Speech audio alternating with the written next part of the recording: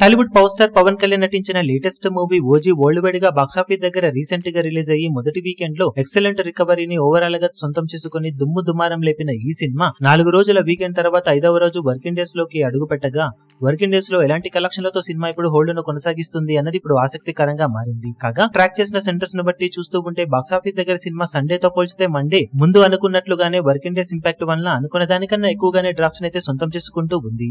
Online ticket sales లో almost 70% range లో drops అయితే కనిపిస్తూ ఉన్నాయి. ఇవి చాలా వరకు నార్మలే, కానీ సినిమాకు టికెట్ హైక్స్ కూడా ఎక్కువగానే ఉండటంతో మరీ అనుకున్న దానికన్నా ఎక్కువగానే డ్రాప్స్ ఆఫ్లైన్ లో కూడా కనిపిస్తూ ఉండటం కొంచెం ఆలోచించాల్సిన విషయం.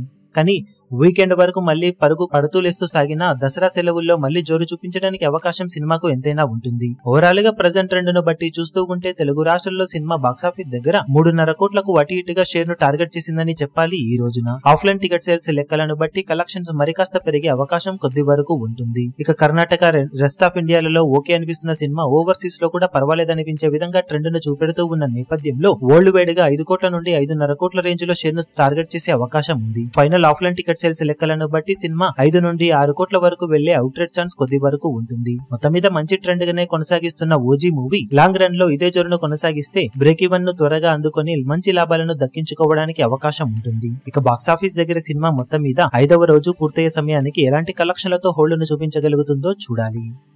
ఈ వీడియో మీకు నచ్చినట్లయితే లైక్ చేయండి, షేర్ చేయండి, ఛానల్ ను సబ్స్క్రైబ్ చేయడం మాత్రం మరవకండి. ఏ చిన్న అప్డేట్ ను మిస్ అవ్వకూడదు అనుకుంటే బెల్ ఐకాన్ ను ప్రెస్ చేయండి.